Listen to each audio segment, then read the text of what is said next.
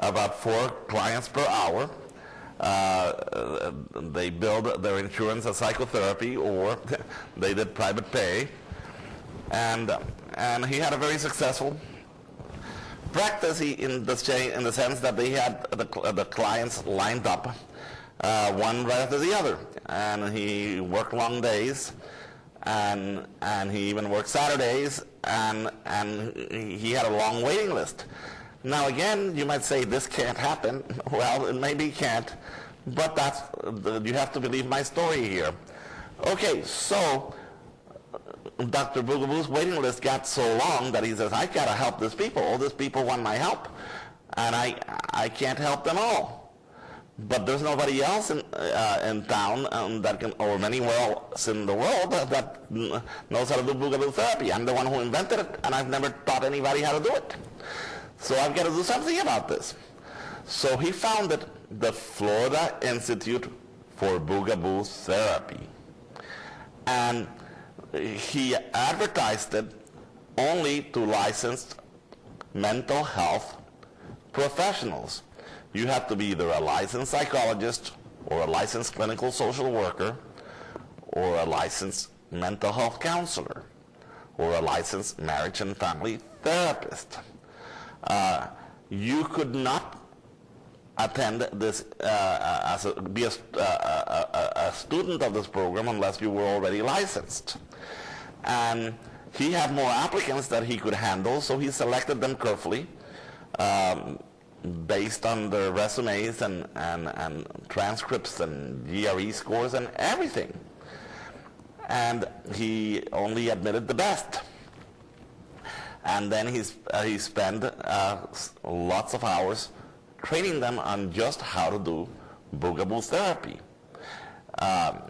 And again, you have to suspend belief here, but somehow there were all kinds of theories that they were taught.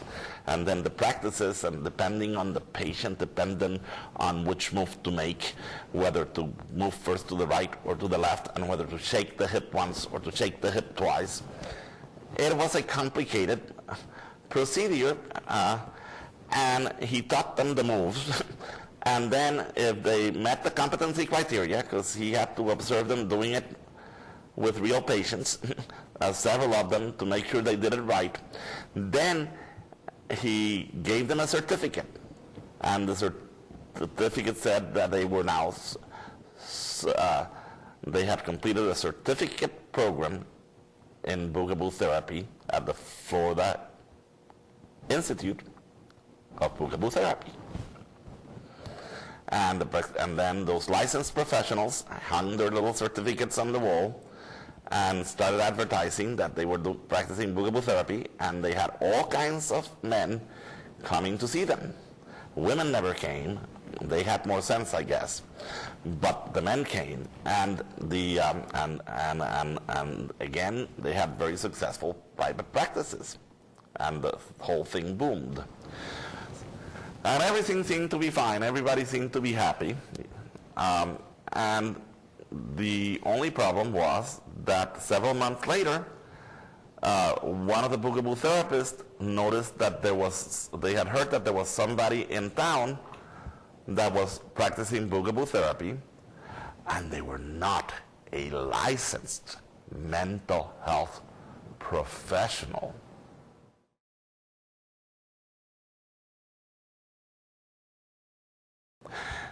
They were not even a board-certified behavior analyst, or even a board-certified assistant behavior analyst. They were nothing. And not only that, but they had not been trained in the Florida Institute of Bugabu Therapy, which was the only institute that taught you how to do Bugabu therapy. These people were practicing without a license, and they had not been properly trained. How dare they? So this Bugabu therapist emailed Dr. Bugabu and copied all his fellow Bugabu therapists and told them what was happening. And he says, do you know this person? Who are they? We can't find them in any of the registries or any of the that they are licensed in the state of Florida here or anything. And what turned out, it was one of them says, I know this person, but if I told you who he is, I would have to break confidentiality. Haha. I guess it was one of the clients, and they figured out that this guy went through Bugabu therapy and said, hey, I'm a good dancer. I have taken dancing lessons, and I can get myself an outfit just like the Bugabu therapist, and I can do Bugabu therapy. Why shouldn't I? And this person actually was seeing lots of clients. He advertised himself as a Bugabu therapist, not as a psychologist, not as a mental health counselor, not as a clinical social worker, not as an Irish and family therapist, but as a Bugabu therapist. So the Bugabu therapists were incensed, and they went to the Florida Department of Business and Professional Regulation. They set up an appointment to see the person who was in charge of the psychology licensing board. That's who they went to see first, since most of them were psychologists. And they said they wanted to report this person for doing Bugabu therapists. And it turned out other people were cropping up. By the time that they had the appointment, there were several other Bugabu therapists in town. They said, there's these people that are practicing Bugabu therapy, and they're not licensed, and they haven't been trained. What do we do about it? We can't report them to the licensing board because they're not licensed. What can we do about it? And they said, well, the first step is to make sure that the practice of Bugabu therapy is one of the practices that's regulated in your licensing act. Let's look at Florida Statute Chapter 490. We'll also look at Florida Statute Chapter 491, which is a related chapter, because and let me ask you some questions about that. Okay, is Bugabu therapy psychotherapy? And they all looked and not really. It's so very different that we wouldn't call it psychotherapy. It's a new set of procedures that's really not psychotherapy. Well, is it long-term counseling? Oh, no. There's no counseling involved. We don't even talk. Okay, well, is it hypnotherapy? Oh, no, we don't hypnotize them. Is it sex therapy? Oh, no. We're not doing any sex therapy. If maybe if they need Viagra, we'll refer them to the psychiatrist. He prescribes the Viagra. But we don't do anything with sex therapy here. Well, we're running out of practices here. How about behavior analysis or behavior modification? No, of course it's not. We don't think so. We're not sure what all that is, but I don't think so. Well, is it cognitive behavior therapy? No. Is it just plain old behavior therapy? No. And so forth.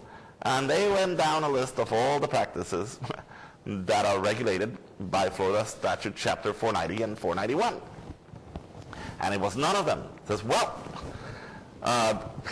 there's nothing in these chapters that would prohibit somebody from practicing Bugabu therapy without a license.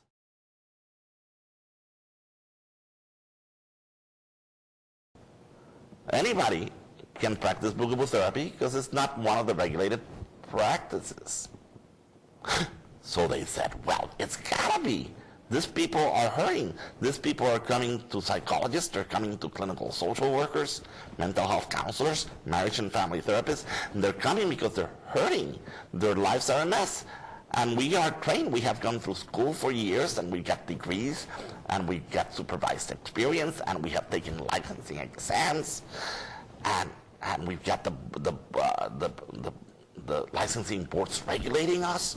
So we are very careful not to damage these people's ego, and we help them. And these people have not been trained. They are people. Some of them have been patients. They've had no training in any type of therapeutic modality, let alone Bugabu therapy.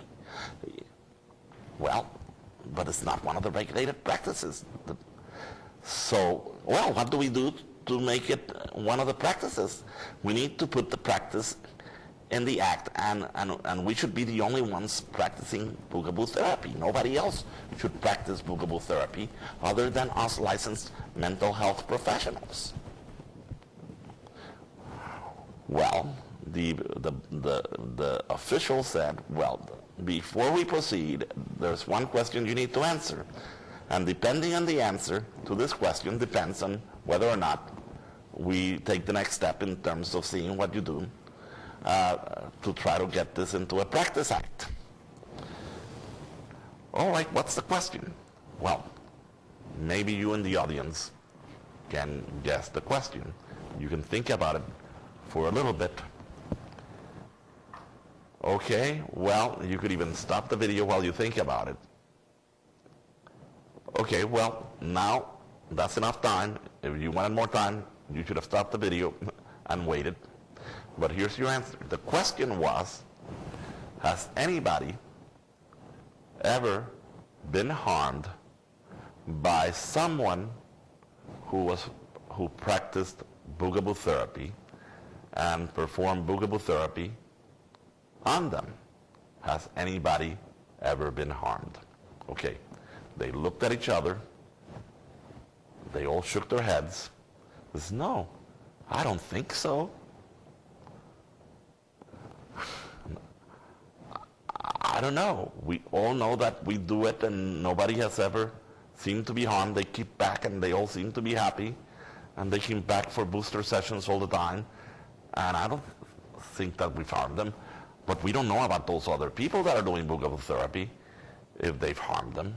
Well, the official said, well, look very carefully at the definition of harm, and then you can try to investigate if any of those people have harmed anybody. So they laughed. They weren't very happy, but they went and started an investigation. They hired some private investigators. They did all they could to try to find if anybody had been harmed. And they never found, they looked for a few weeks, they didn't find a single case in which there was any evidence of harm to an individual by somebody who was doing Bugabu therapy on them. So they set up another appointment. They went back and said, well, we couldn't find any evidence of harm. So what can we do here now to add it to the Practice Act? And the official said, there's nothing that you could do now. The first and foremost reason to regulate a profession or a practice is to protect the public, to protect the consumer. If first do no harm is the Hippocratic oath, and it's the first part of the oath of one of the oldest professions, medicine. First do no harm, and that's incorporated into all the language in terms of professions and the regulation. And the only reason the state has to really expend the resources and the money to regulate a profession is if somebody has been harmed. If nobody has been harmed, we have no business regulating the practice. Furthermore, it's expensive, so we can't justify spending the money, even if we thought it might be a worthwhile thing to do. Well, they were not very happy with the answer, but they left, and there was nothing they could do. It turns out anybody could practice Bugabu therapy without a license. And they could do nothing about it.